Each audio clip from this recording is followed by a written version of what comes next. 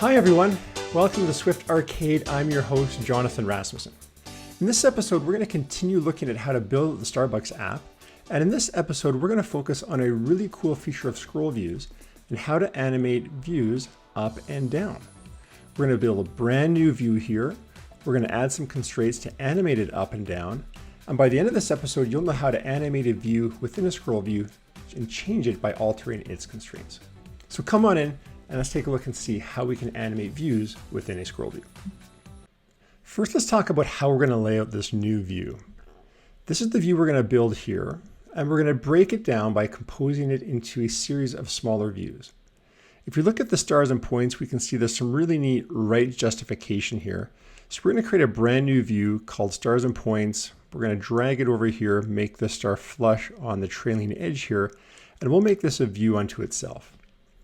Then we're going to create another view, something called a star rewards row, and each of these rows will be a view unto themselves. We're then going to take all these rows, embed them in a stack view, and that's basically how we're going to build and construct this view that we're ultimately going to animate. Now, when it comes to animation, we're just going to rely on a tried and true principle that we used when we built a custom header back a few episodes ago. We're going to create a height constraint for this entire view. And when someone taps that reward button, we're going to change that height constraint in an animation. And that's going to make it expand and collapse up and down depending upon what value we set that height constraint to. So if initially our height constraint is 0 and we tap it and we want to expand, we're going to set that height constraint to be something larger, something like 270. And then when they tap it again and we want it to contract, we're going to set the height constraint down to 0. That's basically the mechanics behind how animating a view within a scroll view works. And if that's all you're interested in, you can take that and use it on your projects today. But let's now go into the project and see how we can actually code this new view and this animation up in code.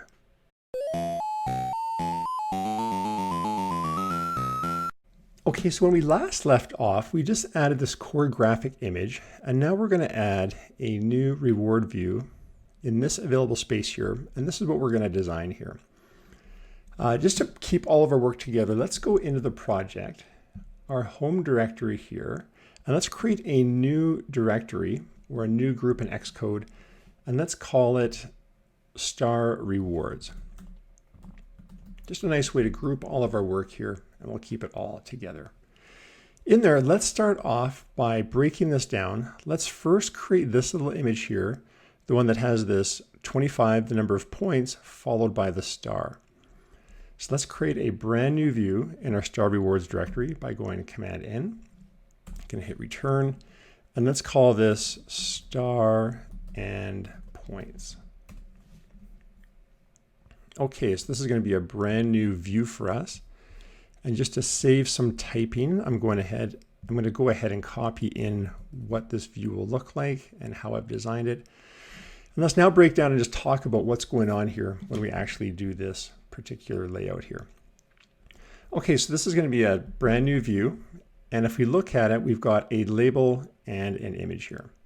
So I'm just going to create a brand new points label representing these points. This star view is going to use that method, our symbolic image view. This is going to use SF symbols, the star from there, this star fill, that's what we're going to use for this image here. And we're going to make it small. Then we're just going to override our standard initializer and go through our style and layout methods.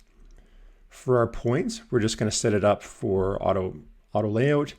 We're going to pick a particular font. In this case, I've picked something called Callout, and we've made it bold. And I'm also going to align it right.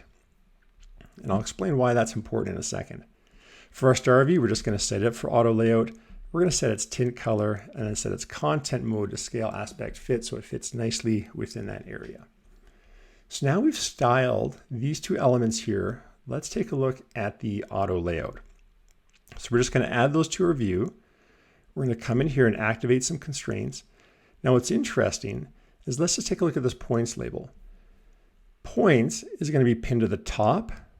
We're going to put a trailing anchor on it to the leading edge of the star, and then just give a little bit of spacing, this -2, and we're going to pin it to the bottom.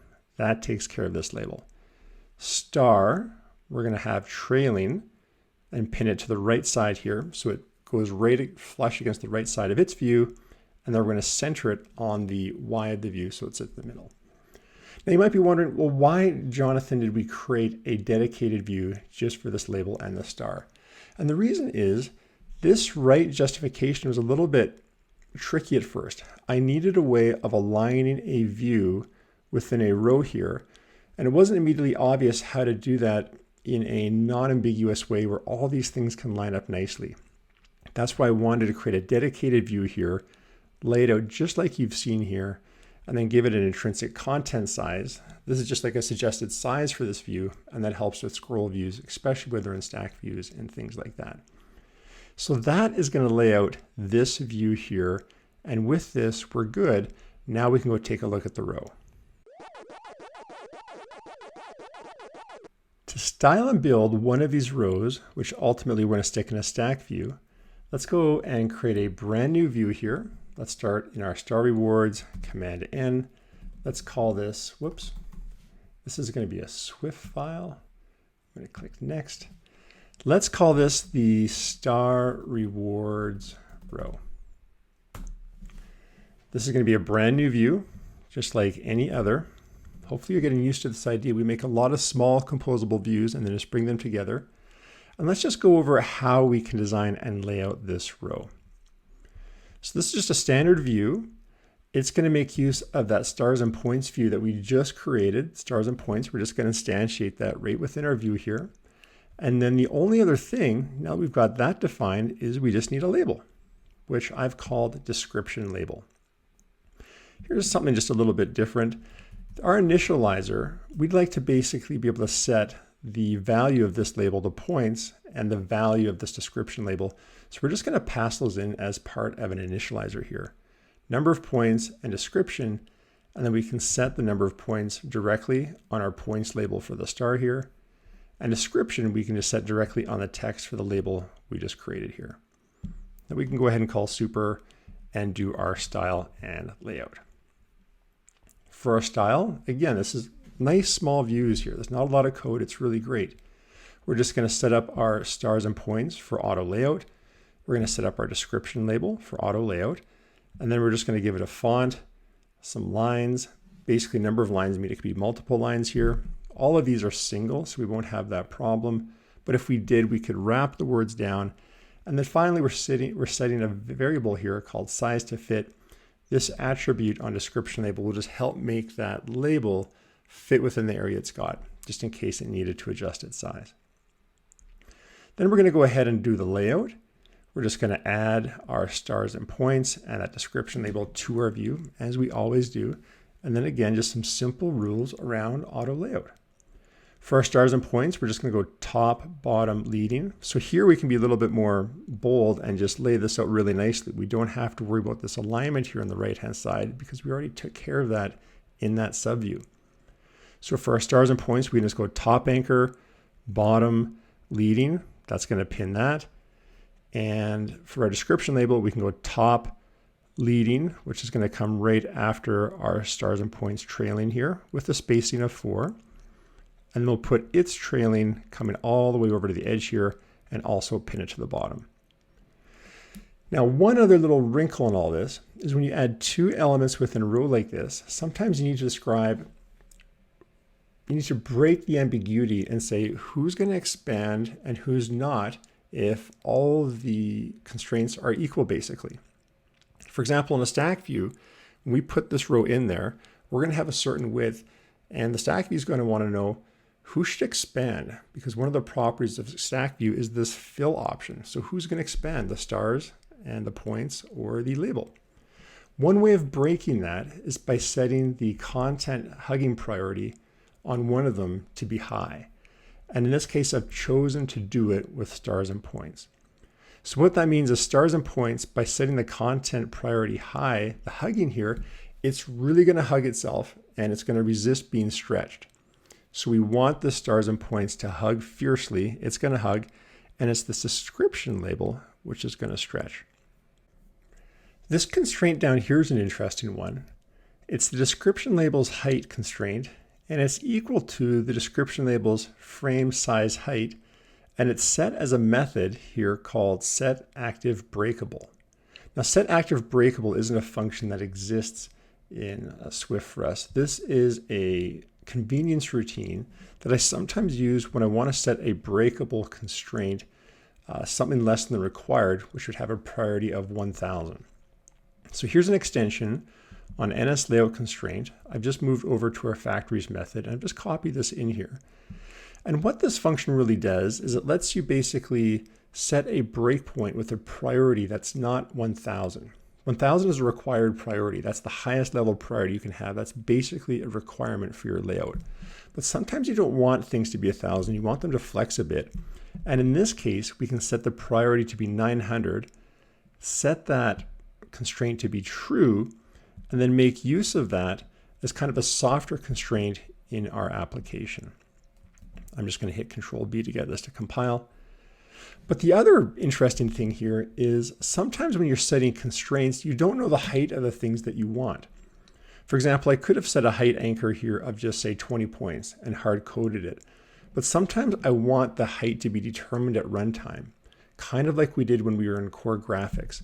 So in this case, I'm taking the description label's height from its frame, which we'll know once it's rendered, and setting that as an active breakable here, meaning this is kind of a soft requirement. I don't use this all the time. I'd rather use hard requirements where things are always set equal to 1000. But sometimes this is just a handy technique I wanted to show you. If you wanted to make a soft breakable constraint, this is one way you could do it. And here I'm just doing it by setting the description's label to its height once it knows its height. And that will help remove ambiguity that we can sometimes get in stack views and scroll views. Subtle technique, but I just wanted to show you and see how that works. Okay, so with our point and our row now defined, let's go create the rewards view here and see if we can bring it all together. Let's now go create the view which is going to hold all of these. Let's go over to our rewards, star rewards directory here. Let's go Command N, and let's create one more view here called star rewards view. And this is the view that's going to contain our stack view. We're going to insert all of our rows and really build this view in its entirety. And this is the thing we're ultimately going to animate and collapse. So in here, this is just another standard view. Let's just walk through the code and see what this is doing. Star rewards view is extending UIView, plain old view. We can define a stack view here along with a label. This label is going to represent this rewards you can get with stars. And now all we really want to do is define and add these rows into our stack. I've created a simple structure here called reward, which contains the number of points and the description. And then I've created an array. This is basically the data that's going to feed this view, representing the number of points and description for each one of these rows. We can go ahead and do our standard initialization stuff on this view and go do our style and layout. And look at this, it's really quite simple. Now that we've broken down these components into smaller pieces, this entire view almost fits on just one or two screens, which is really nice. So when we come down here to style it, first we can give ourselves a nice background here. I call this tile brown. This is a color we created in our factory. We're going to set the background to this view to be brown with that line here. We can then round these corners nicely by giving it a quarter radius of 10 on the layer of the view itself. And then here's where our stack view comes in. We set it up for auto layout. We want it to be a vertical stack view going up and down like this. We can give each element some spacing. So each row between here is going to be 26 points. We can then do this layout margins relative, which is a flag we want to set if we want to nudge and put some spacing around the stack view itself. So these two lines here are really nice. This lets us basically give some spacing on the top, leading, trailing, and bottom edges of our stack view.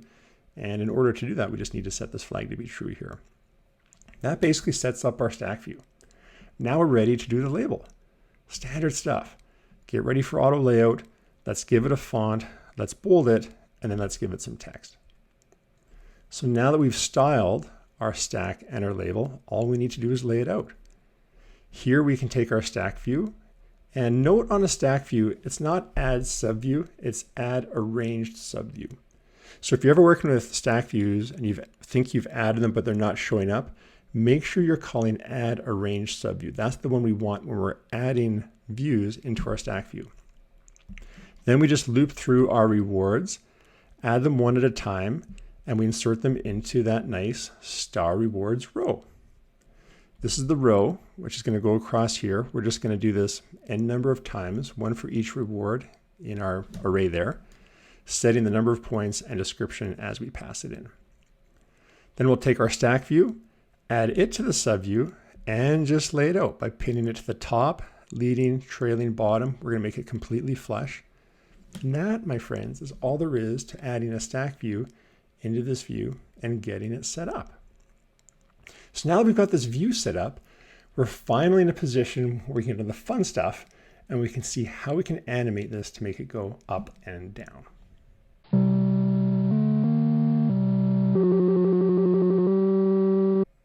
Okay, let's go make use of this wonderful view we just created. Let's go back to our rewards tile view. And in there, instead of using a plain old view for our star rewards view, let's now actually go use our real star rewards view. I'm just going to go Command B. Actually, it looks like it's already compiled, so that's nice. And now I think we've already done most of the layout in here. We've already got it set. We're going to take care of the target action in a second. But let me just run this. I'm going to go Command R and see what shows up. And voila, there we go. Look at that. We've had our little star point view here, added a row, put all of that in that stack view, and now it's showing up here. And this is great because now we're ready to add a target action to this and get this thing animating up and down, much like this action here. So let's go ahead and see how we can do that. Well, the first thing we'll need to do is we'll need to comment in this line we commented out earlier. We'll need to go to our rewards button and add a target action on ourselves, where basically when we click this rewards option, we're going to call a method called reward options tapped, and that's ultimately what's going to trigger this animation to go up and down. Now to make all this work, just before we hook up that target action and go add that function, let's go and define a constraint which is going to represent the height of this view. So let's go back to the top of our rewards tile view, and in there let's just add a constraint called height constraint. This is going to represent the height of our star rewards view here. And at the beginning we won't know what that height is. That's why we're going to make it optional here. And that's something we're going to set later. And by later, I mean when we actually create and do the layout for this view here. So in layout, this is where we set all the constraints on all the various elements here. And you can see we've already set up our star rewards view here. This is already laid out. It's already got a top anchor, a leading, a trailing. That's why it's able to lay itself out here. And details is pinned to the bottom of it. That's why we can get a nice unambiguous layout going from top to bottom in our view. But the one we ultimately want to catch and set is this height. We do want to set some kind of height constraint here and track that. So what we can do is go ahead and explicitly set our height constraint to be based on the star rewards view, and we can set its value initially to be 0.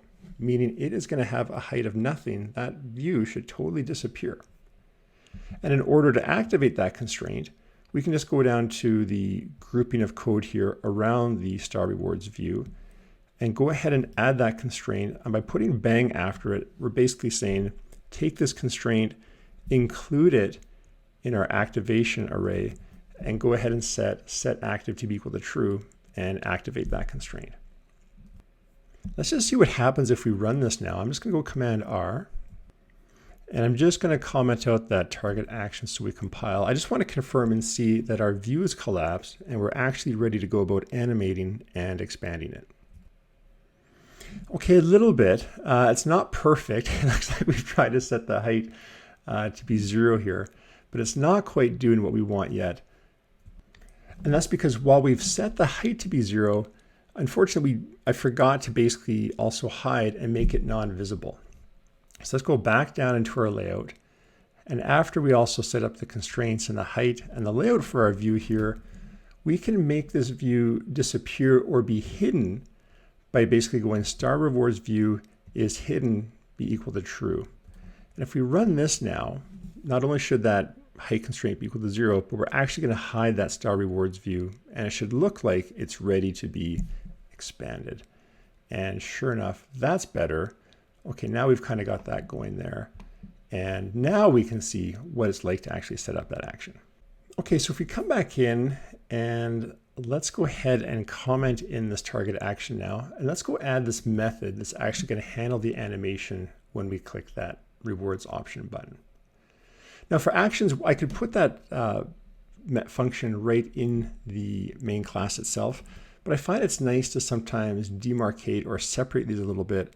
I'm going to put this in an extension, rewards tile view. I'm going to give it a mark of actions. What mark means is I can mark up or put areas of my app. I can mark them basically with these little segments of code. And if I hit Control 6 there, or if I just look at all the list of the methods or functions within our class here, this is just a nice way to separate them. So here by going mark actions and just having this extension, here I can add a rewards option tapped. This has to have an attribute type of Objective-C. This is just something we need to work with UIKit and help bridge from Swift into UIKit. And it's in here now that we can go ahead and do the animation. Now let's just slowly walk through here and see what's going on. When reward options is tapped and we initially come in, we're going to do a check.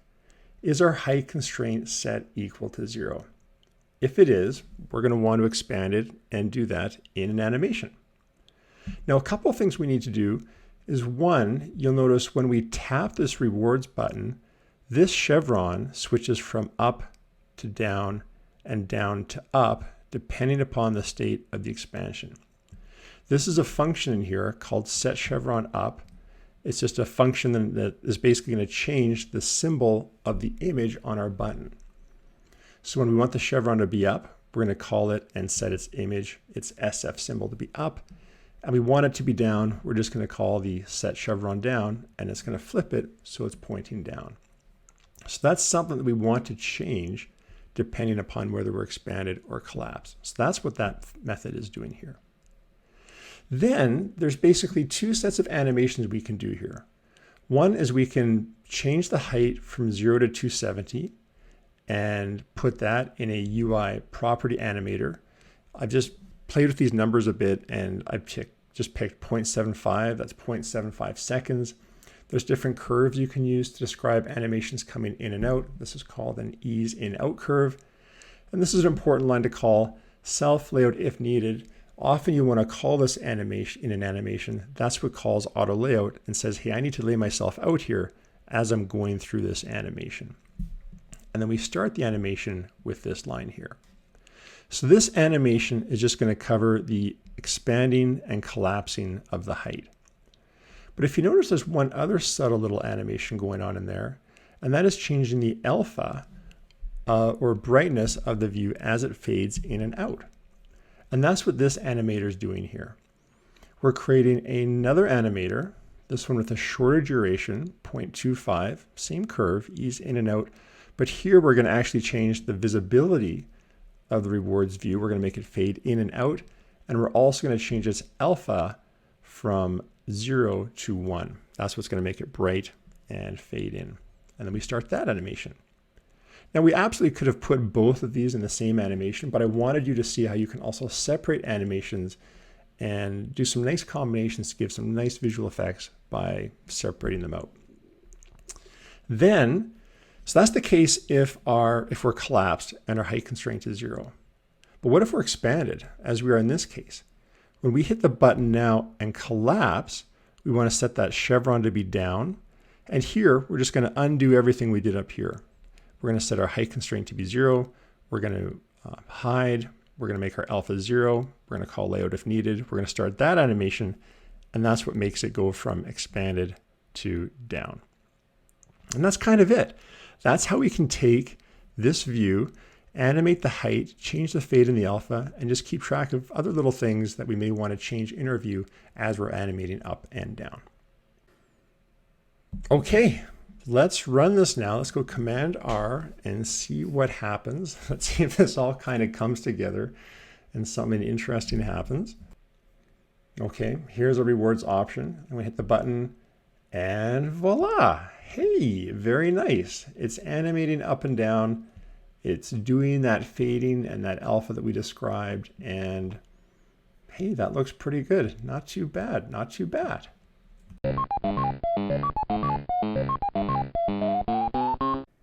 Okay, just a few more touch-ups before we wrap up here.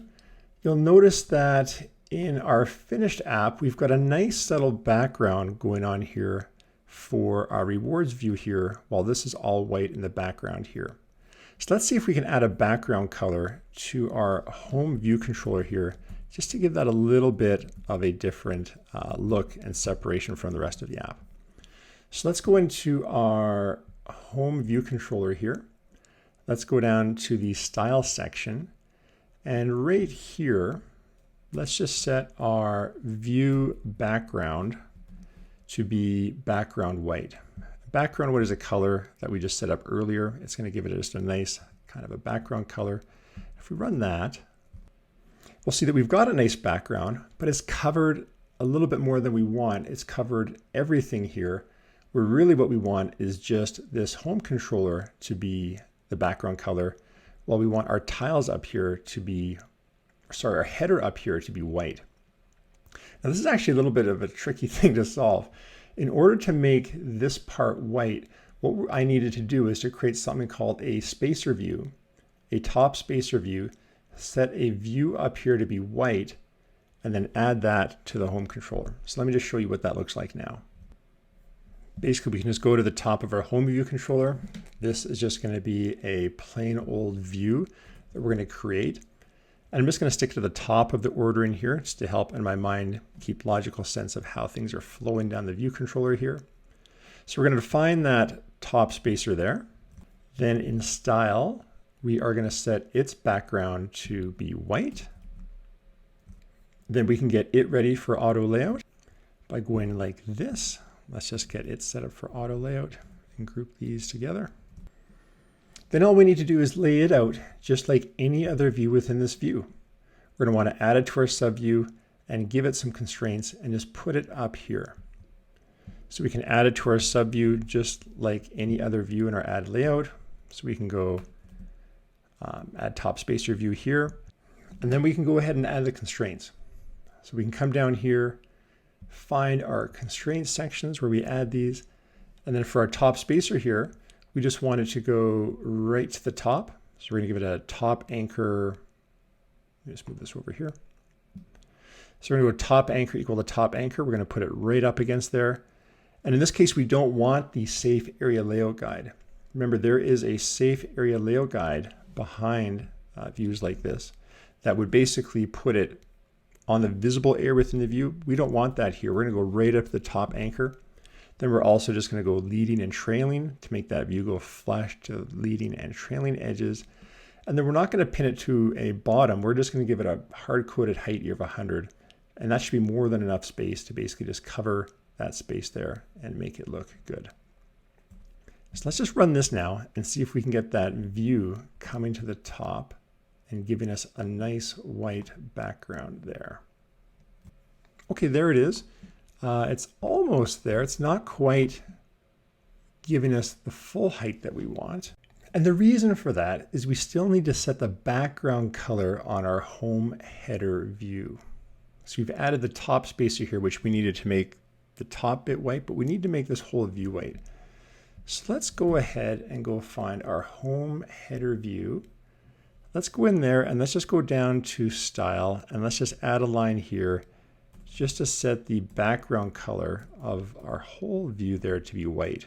And if we run this now, great, we've got our whole view now looking nice and flush and white. Okay, there's still one issue with our layout here. You can see we've got a little bit too much space here.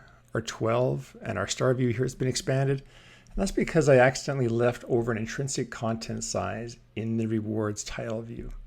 So to fix that, let's go to Rewards Tile View, and just near the top, when we added an intrinsic content size initially, just to give this view some spacing, it's now actually giving us some grief because we don't need it anymore. This view knows how large it should be. So go ahead and delete that intrinsic content size here. Let's run it again, and that should fix that extra spacing we had at the top. And now that's looking much better. Now we've got a nice flush view, and our animation is looking nice and good. Okay, one more little bonus thing before we wrap things up. Let's just quickly add this Scan in Store button. Now, initially you might think this is something that's really complicated, and how do we get this button to just float in our view here? Well, it's actually quite simple. All we're going to do is add a button to this view, set its auto layout constraints, just pin it to the bottom here, and it is simply going to float all by itself regardless of everything else going on in the app. Let's take a look and I'll show you what I mean. Let's go to our home view controller, which is where all these things live, and let's just add this Scan and Store button as a plain old UI button right under our stack view here. So there we've got our button. I'm just going to give it a little bit of custom spacing. I'm just going to define some attributes here in a struct just to define the height and the width of our Scan and Store button here. And then we need to style it. So let's go down to Style, and right where we do all of our good style work, let's just add some code here and see what this is doing. So we're going to set up our Scan button for auto layout as we always do. We'll set a title on it, Scan in Store. We're going to set a minimum scale factor. What this is if this button had to shrink its text because we put a lot of text in there, it would reduce its size by about 0.5. And it does that in conjunction with this adjust font size to fit width. Those two will make that button resize its text if it needs to. We're just going to set a font on there. Here I picked something called Title 3, a little bit larger than our standard font size. We'll give it a nice background color of a light green. We'll set its title color to be white. And then finally, we'll set that corner radius. And here we're using that struct we defined up there. We're going to set its height and divide it by 2 because that's the diameter. And we're just going to give it that nice corner. Then we just need to lay it out. Let's go down to our layout section here, right at the bottom where we do all of our good auto layout stuff. And here we can add some rules for our Scan button. Here we're going to have it trail. So we're going to pin it to the side here. We're just going to go Scan button trailing anchor is going to be equal to the views trailing anchor minus 16 just to bring it back. And then we're going to pin it to the bottom. We're going to go to the bottom safe area layout guide, giving it a spacing of 16 from there. And then we're just going to explicitly set its height and width based on those attributes we set up before. And if we run this now, it'll crash, most likely because we forgot to set that item or add it to our view. So let's go back to our view here and go view to add subview, Scan button. You'll get that crash all the time if you forget to add it to your view. But once we add it to our subview here and we run it again, we should hopefully get our Scan button. And voila, there we get a nice floating Scan button that sits there and floats as we scroll up and down in our app. Awesome, good stuff.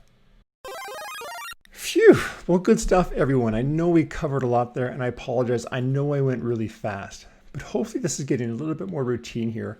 Common things we're adding is we're taking big views, breaking them down into smaller views, adding them back, and then just composing our apps really slowly and incrementally, one stage at a time. In this episode, just reviewing, we basically looked at how to add an animation to a scroll view. We created a brand new view here. We broke it down into smaller constituents.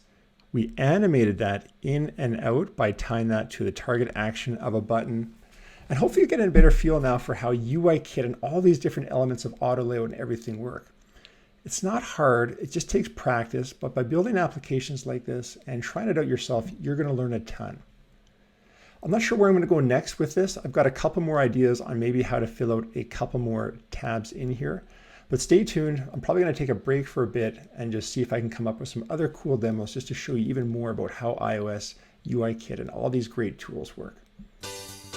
Well, thanks for coming, everyone. I hope you found that useful. Please do download the source code, play with it, check it out.